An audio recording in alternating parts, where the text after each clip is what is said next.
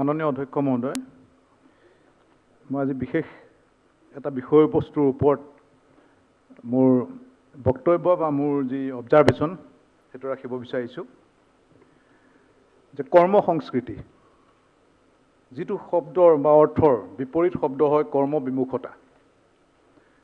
আমাৰ অসমৰ এটা বহু দিনৰ আগৰ পৰা এটা বদনামেই কওক, লোককথাই কওক, বিশ্বাসেই কওক, নাম আছে যে Assam is the land of লাহে লাহে, আৰু অসমীয়া মানুহ কৰ্মবিমুখতা।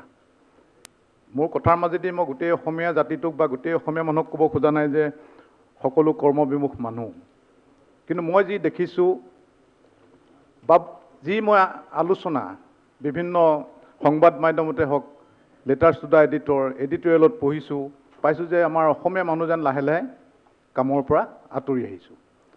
আৰু অসমীয়া মানুহৰ যে কৰ্মবিমুখতা এইটো আজিৰ কথা নহয়, বহুদিনৰ আগতেই। এটা কথা কওঁ যে আমাৰ ডক্টৰ ভূপেন হাজৰিকাই হয়তো 40-50 বছৰ আগতে কৈছিলে, লিখিছিলে গান আকাৰত যে আমি অসমীয়া নহওঁ দুখীয়া। শুনি খুব ভাল লাগি যায় কথাটো, আমি অসমীয়া নহওঁ দুখীয়া, কিন্তু পাছৰ লাইনত যেতিয়া আহোঁ আমাৰ মনটো বেয়া লাগি যায়। বুলি সান্তনা লভিলে নহ'ব, আজিৰ অসমীয়াই নিজক নিচিনিলে অসম ৰসাতলৈ যাব। সেইটো তেওঁ হয়তো আমাৰ যি অসমীয়া মানুহৰ বুৰঞ্জী ইতিহাস সেইটো চাই হয়তো লিখিছিলে। মোৰ সমষ্টিৰ মাজেদি এটা ৰাস্তা গৈছে, নামটো ধুদৰালি। নেশ্যনেল হাইৱে 37ৰ পৰা কমাৰগাঁৱৰ পৰা আৰম্ভ কৰি নামৰূপত সি শেষ হৈছেগৈ। সেই লোকবিশ্বাস মতে, কথিত কাহিনী মতে যে এই কামটো, এই ৰাস্তাৰ নামটো ধুদৰালি কেনেকৈ হ'ল, যে এসময়ত আমাৰ আহোম ৰজাৰ দিনত এটা জাতি আছিল, তাৰ নামটো ধোঁত, সকলো ধোঁত, কাম বন নকৰে।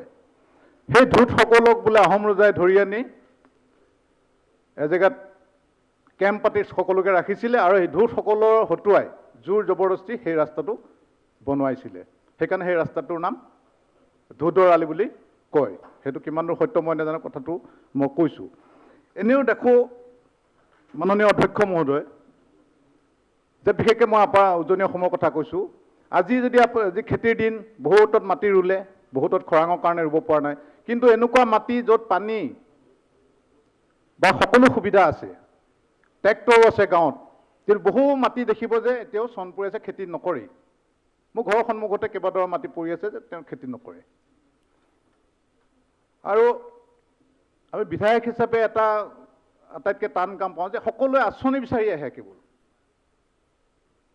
সকলোকে সকলো আঁচনি লাগে, যে কৃষকৰ আঁচনি, স্বয়মৰ আঁচনি, আত্মসহায়ক গোটৰ আঁচনি, অৰুণোদয় আঁচনি, সকলোকে সকলো লাগে। আমি 5টা আঁচনি দিলোঁ, পালে সন্তুষ্ট, যদি 6 নম্বৰটো যদি আঁচনি নাপায় তেওঁলোক অসন্তুষ্ট। 5টাৰ কথা পাহৰিলে। আৰু আমি ইমান যে দি আছোঁ আঁচনি, SHG গ্ৰুপক আমি পইচা দিছোঁ, স্বয়মৰ নামত বহু ডেকা ল'ৰাক পইচা দিছোঁ, কিন্তু মই ভাবোঁ যে 90% লোকেও এই পইচাখিনি সদব্যৱহাৰ কৰা নাই, মানে পইচাখিনি অথলে গৈছে। হয়তো আমাৰ চৰকাৰৰ দোষতো হয়তো বহু মানুহ অকামিলা হৈ গৈছে, বা এইটো আমাৰ তেজত থকাৰ কাৰণে ওপৰৰ পৰা আহি আছে। মই বংগমূলীয় মানুহখিনিৰ কথা নকওঁ, তেখেতসকলৰ নাম NRCত থাকিব পাৰে, নাথাকিব পাৰে, স্বদেশী হ'ব পাৰে, বিদেশী হ'ব পাৰে, কিন্তু তেওঁলোকৰ কৰ্ম সংস্কৃতিক মই সংকোচবোধ নকৰোঁ ক'বলৈ যে তেওঁলোকৰ কৰ্ম সংস্কৃতিক মই চেলুট দিওঁ, শ্ৰদ্ধা জনাওঁ। আজি এই বংগমূলীয় লোকসকল, হিন্দুৱেই হওক, মুছলমানেই হওক, তেওঁলোক যদি নাথাকিলেহেঁতেন, তেন্তে আমাৰ যে এই 4 লেন ডাঙৰ ডাঙৰ ৰাস্তা বনিছে, আমাৰ গাঁৱে ভূঞে ডাঙৰ ডাঙৰ ৰাস্তা বনিছে, ফ্লাইঅভাৰ বনিছে, গুৱাহাটীত ডাঙৰ ডাঙৰ বিল্ডিংবিলাক হৈছে, সেইবিলাক কিন্তু নহ'লহেঁতেন, বা এবছৰৰ কামটো 5 বছৰলৈ পিছুৱাই গ'লহেঁতেন। আমাৰ দেখা যায় আমাৰ সমাজখনত পকা মিস্ত্ৰী আমাৰ গাঁৱতো বহুত আছে। আজি আমি যদি পকা মিস্ত্ৰী এজন, আমাৰ নিজৰ যদি থলুৱা পকা মিস্ত্ৰী এজন কামত লগাওঁ, দেখা যায় যে আজি বস্তু বাহানি লৈ আহিল, কাইলৈ 10টা বজাত আহিল, 3টা বজাতে গুচি গ'ল যে মোৰ ঘৰত আজি আই সকাম আছে। 2 দিন কৰিলে, তাৰপিছত 3 দিন নাই, কেলৈ বোলে মোৰ গাঁৱত বৰসভা আছে, যে মোৰ ঘৰত আমাৰ সমাজত বোলে আমাৰ গাঁৱত অখণ্ড পালনাম পাতিছে। এনেকুৱা হাজাৰটা কথা কৈ সেই কামটো যিটো বংগমূলীয় মানুহে এসপ্তাহত উলিয়ালেহেঁতেন, আমাৰ মানুহে কিন্তু সেই এমাহতো উলিয়াবগৈ নোৱাৰে। সেই তেনেকুৱা আমাৰ কৃষক নেতা আছে বহুত, কৃষক আন্দোলন মানে কি কৃষকৰ মানে বহুত ডাঙৰ সংগঠন আছে, গোটেই বিশ্বই চিনি পোৱা। কিন্তু সেই কৃষক নেতাসকলৰ মুখত এদিনো শুনা নাই তেওঁলোকে কাৰোবাক আহ্বান জনোৱা যে আপোনালোক খেতি পথাৰলৈ যাওক, খেতি কৰকগৈ, খেতিৰ দ্বাৰা আমি স্বাৱলম্বী হওঁ, তেনেকুৱা ভাষা কিন্তু তেওঁলোকৰ মুখত শুনা নাই। তেওঁলোকৰ মুখত কেৱল এইকাৰণে এইটোৱে শুনি আহিছোঁ, ৰাস্তালৈ বোলা, ৰাস্তা ঘাট টায়াৰ জ্বলোৱা, ৰাস্তা বন্ধ কৰা, ব্লক কৰা, আমাক এইটো লাগে, এইটো দাবী লাগে। অসমৰ বিভিন্ন সমস্যাত সকলো সমস্যা নিজৰ মূৰৰ ওপৰত মূৰ পাতি লৈ খেতি পথাৰ বাদ দি তেওঁলোকে আন্দোলনে কৰি আছে। আৰু অসম এনেকুৱা, অসমে হয়তো ৰাজ্য য'ত এটা জীৱী ওলাইছে যাৰ নাম আন্দোলনজীৱী। কৰ্মজীৱী ওলাব পাৰে, কৃষিজীৱী ওলাব পাৰে, কিবা জীৱী ওলাব পাৰে। অসম একমাত্ৰ ৰাজ্য য'ত আন্দোলনজীৱী নামৰ এটা বস্তু ওলাইছেগৈ, মানে তেখেতসকলে আন্দোলন কৰিয়ে খায়। সেইকাৰণে আমি বহুত আঁচনি দিছোঁ, তাত মই সুখী। বহু দুখীয়া মানুহে কিবা এটা পাইছে, বৃদ্ধসকলে পাইছে, বিধৱাসকলে পাইছে। কিন্তু আমি যে আত্মসহায়ক গোটতে হওক, স্বয়মৰ যোগেদিয়ে হওক, মাইক্ৰ' ফাইনেন্সৰ যোগেদিয়ে বহুত পইচা যে আমি দিব খুজিছোঁ, আমি কিন্তু এই কৰ্ম সংস্কৃতিটো আমি ৰাইজৰ মাজত আনিব লাগিব, বিশেষকৈ উঠি অহা প্ৰজন্মৰ নামত। আমাৰ ককাৰ দিনত, সকলোৰে ককাৰ দিনত বহুত মাটি আছে এঘৰ মানুহত, নিজে খেতি কৰিছিল। তো মাটিৰ সংখ্যাটো কমি আহিছে, মাটিৰ পৰিমাণটো, কিন্তু খেতি কৰিবলৈ মানুহ নাই। আজি লকডাউন চলি আছে, মোক বহুতো লোকে মোক কৈছিল যে লকডাউন হৈছে, আমি এতিয়া মৰিগাঁও বা নগাঁৱৰ পৰা লেবাৰ নিব পাৰিম নাই, মানে বংগমূলীয় লেবাৰ। যদি আনিব নোৱাৰে তাৰমানে বহু উজনি অসমত বহু পথাৰ এনেই পৰি থাকিব। সেই পথাৰ কম খেতি, এবিঘা দুবিঘা মাটি খেতি কৰিবলৈ আজিকালি আমাৰ মাজত মানুহ নাই। কোনোবা এজনে কেৰাণী চাকৰি যদি কৰিছে হাজবেণ্ডে, তেনেহ'লে ৱাইফ, পত্নী পথাৰলৈ যোৱাটো বহুত ডাঙৰ কথা, যে চাকৰিলৈ পথাৰলৈ গৈছে।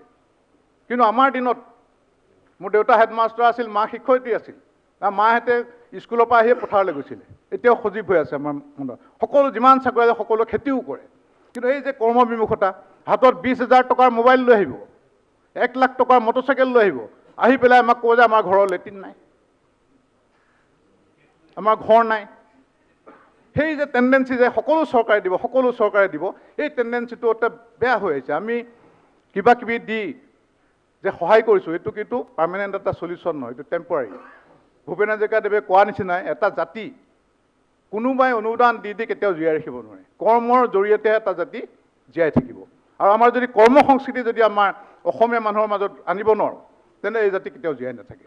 এটা মই ৰিচেণ্ট কথাত কৈছোঁ, আমি চিপাঝাৰত মাননীয় মুখ্যমন্ত্ৰী মহোদয়ে আমাক খেতি কৰিবৰ কাৰণে 77,000 বিঘা মাটিৰ দায়িত্ব আমাৰ মাননীয় বিধায়ক পদ্ম হাজৰিকা ডাঙৰীয়াৰ নেতৃত্বত পাতি দিছিলে। পেপাৰ পত্ৰ ওলাল যে 77,000 বিঘা মাটি আছে। কিমান মাটি আছে এতিয়াও ভালধৰণে জৰীপ হোৱা নাই। তাতে অন্ততঃ অসমৰ লোকেল চিপাঝাৰৰ 300, বাকী 200, টোটেল 500 কৃষক গোটে হয় মোক ফোন কৰিছে, আমাৰ পদ্ম হাজৰিকা ডাঙৰীয়াক ফোন কৰিছে যে মাটি লাগে। মোৰ মনতে প্ৰশ্ন হয় যে সেই মাটিখিনি সকলো দখলীকৃত নহয়, উন্মুখ হৈ আছে, উদং হৈ আছে। যে চিপাঝাৰৰ যে কৃষক বহুতে আমাক এপ্লাই কৰিছে, আমাক মাটি লাগে, তেওঁলোকেতো আগতেও খেতিখিনি কৰিব পাৰে। যদি অচিন জেগাৰ পৰা মানুহ আহি তাত খেতি বাতি কৰি বহিব পাৰে, যাক এছামে উলিয়াইছে যে আমি উচ্ছেদ কৰিব খুজিছোঁ, যে সেই মাটিখিনি এনেই পৰি থকা মাটিখিনি সেইসকল লোকে আগতে কিয় নকৰিলে? এইকাৰণে হয়তো এতিয়া আগবাঢ়ি আহিছে যে তেখেতসকলে চৰকাৰে কিবা কৰিব, চৰকাৰে খেতি চেতি পাতি দি আমাক দায়িত্ব দি দিব। সেইখিনি মাটি আগতেও তেওঁলোকে পাইছিল। সেইটোৱে মাটিৰ অভাৱ অসমত নাই খেতি কৰিবলৈ, কোনো এখন গাঁৱত নাই। হ'ব, সেইকাৰণে এইটো কাৰণে চৰকাৰে আমি বিশেষভাৱে আমি জাতিটোক ধৰি জীয়াই থাকিবলৈ যে আমি কৰ্ম সংস্কৃতিটো মানুহৰ মাজলৈ ঠেলিব লাগিব, বিশেষকৈ উঠি অহা প্ৰজন্মৰ মাজলৈ। সেইটোকে ক'লোঁ, ধন্যবাদ।